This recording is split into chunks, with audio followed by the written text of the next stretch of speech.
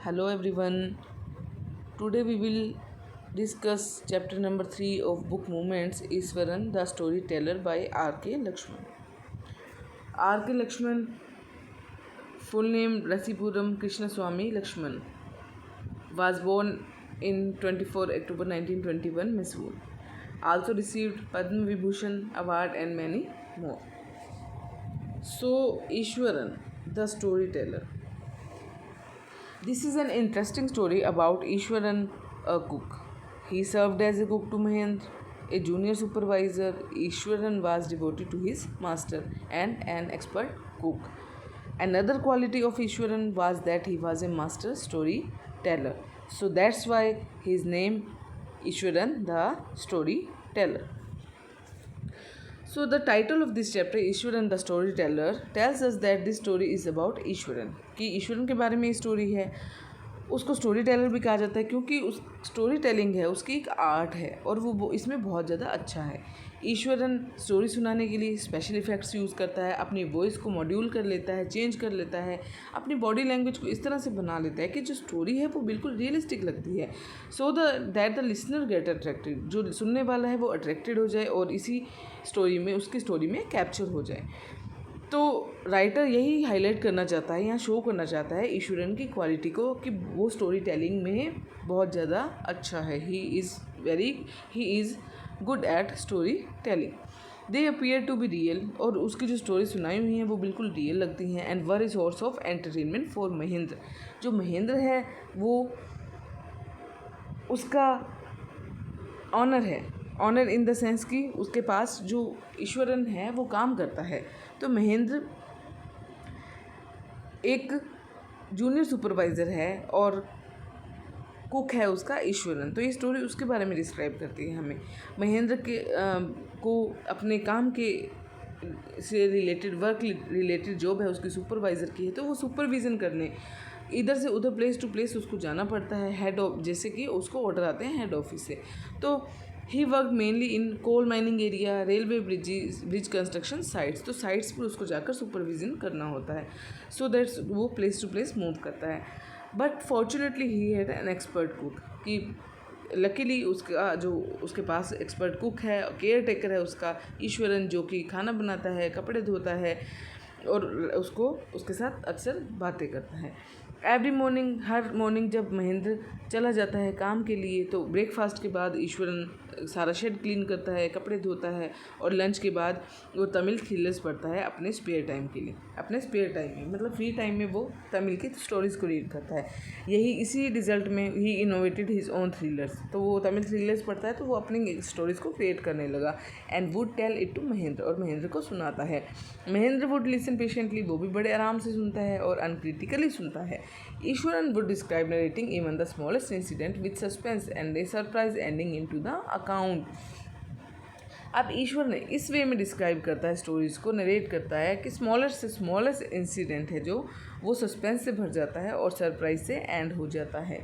जैसे एग्जांपल ये कहने की बजाय कि कुछ कि मान लो कि कोई चीज़ है सामने, ठीक है, तो उसको ये कहना है कि उसने गिरे हुए पेड़ को देखा, ठीक है, उसको डिस्क्रिप्शन करना है इसका.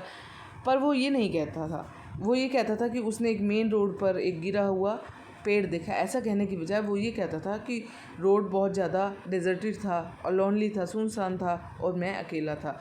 सडनली उसने कुछ ऐसा देखा कि एक बड़ा ही ह्यूज एनॉर्मस बुशी बीस्ट, एक जानवर की तरह लगने वाला कुछ उसके पास आ रहा है, उसकी तरफ आ रहा है. और जब वो पास आता है तो उसको क्या दिखता है कि वो तो एक गिरा हुआ पेड़ है, फॉलन ट्री है, ब्रांचेस जिसकी बिखरी हुई हैं. तो मतलब एक छोटे से छोटे इंसिडेंट्स को वो इस वे में डिस्क्राइब करता था कि सुनने वाला एक्साइटेड हो जाता था, सरप्राइज फील हो जाता था और सस्पेंस से भर जाता था.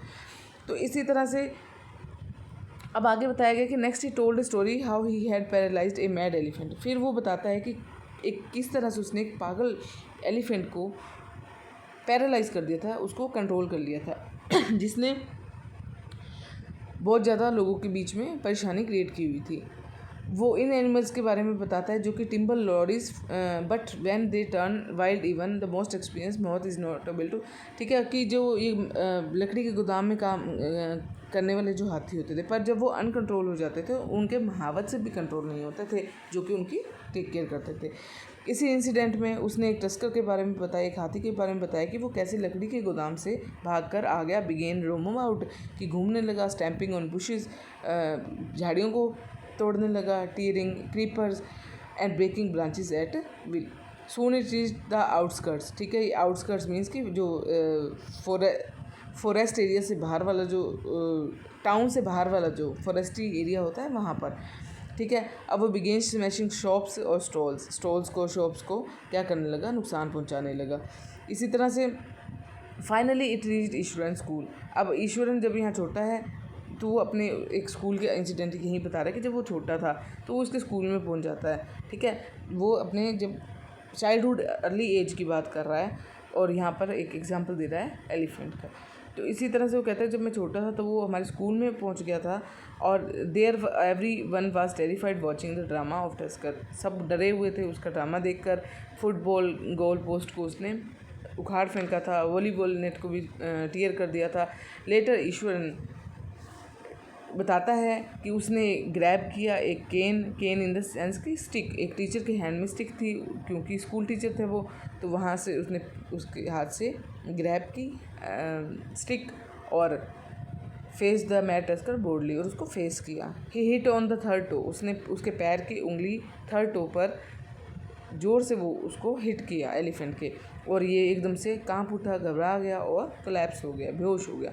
At this point he would leave the story, इसी पॉइंट पर वो स्टोरी छोड़ देता है और महेंद्र रिमेंड इन डेंगली सिचुएशन, कि महेंद्र सस्पेंस में रह जाता है। फिर अब यहाँ एनिमल्स डॉक्टर को बुलाया गया, वेटरनरी डॉक्टर को बुलाया गया और आफ्टर 2 डेज़ एक जो एलिफेंट का मुहावता है उसको लेने आया। तो ईश्वरन ने महेंद्र को बताया कि उसने जो ये जापानी आर्ट है, जैपनीज़ एक आर्ट है कराटे एंड जिजित्सु, जिसका यूज़ करके उसने हाथी को, एलिफेंट को अनकॉन्शियस कर दिया था।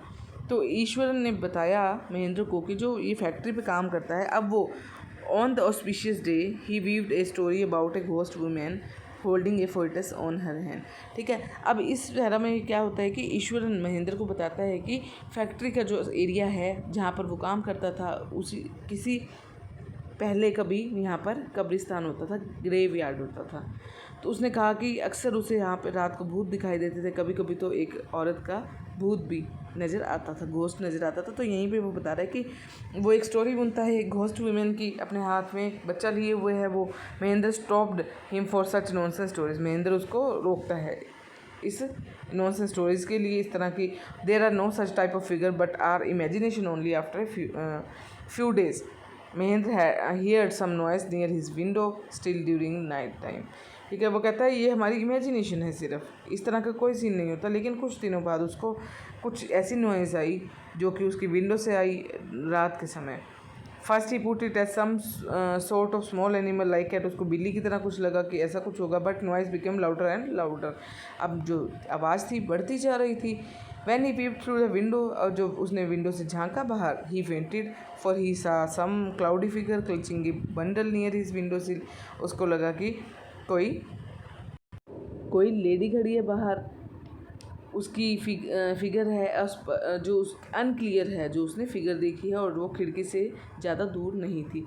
उसके हाथ में एक पोटली समथिंग कुछ थी, और महेंद्र को डर के मारे पसीना आने लगा, बहुत ज़्यादा डर गया।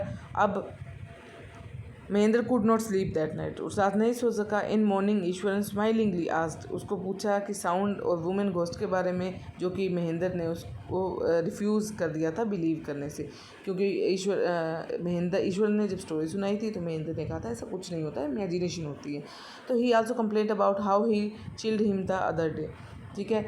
तो उसने फिर कंप्लेंट की थी कि वो तो उसे बहुत ज़्यादा डराता है, कैसे उसे डरा देता है। Mahendra was so upset that he decided to resign his job that very day, उसी दिन से उसने अपनी जॉब को रिज़ाइन करने का सोच लिया था।